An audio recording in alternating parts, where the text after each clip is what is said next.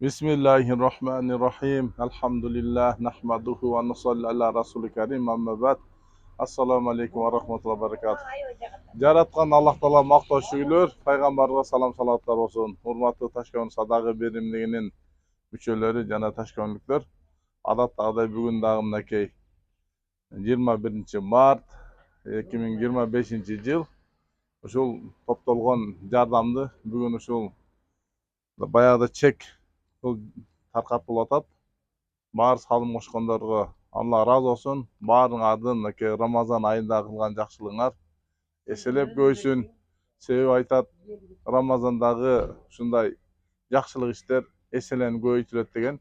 Жөнөкөй нафил ибадаттар парыз өтөт, парыздар 70 парыз өтөт деген.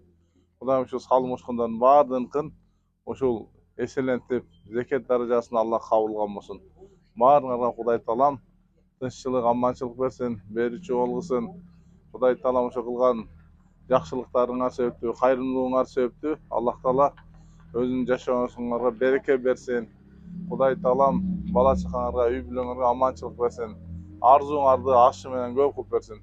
Бүгүнкү топтолгон бул айдагы, бул февраль айыныкы азыр мартта берилип атат. 48.024 чек болгон. Азыр ошо 24 чек таркатылат. Аллах Таала баарыңардан ыраазы болсун, кабыл кылсын.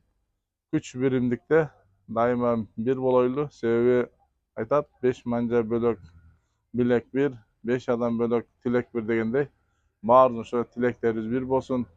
Жакшылык иштерде бири-бирибизге жардамдашайлы. Жакшылык иштерде бири-бирибизди колдой берели. Ынтымак бар жерде ырыс бар, ынтымак жерде береке бар.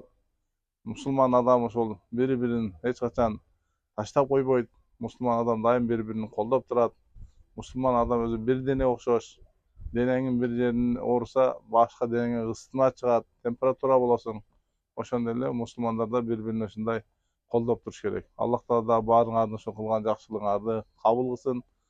Ушундай кайрымдуулук кылгандан Аллах Таала калтырбасын. Дайым ошо кайрымдуулук кылуучу, жакшылык кылуучу инсандардын катарына алсын. Дайым дүйнөдө, ахиретте баарыңар бактылуу болсун. Ассаламу алейкум ва рахматуллахи ва баракатуху.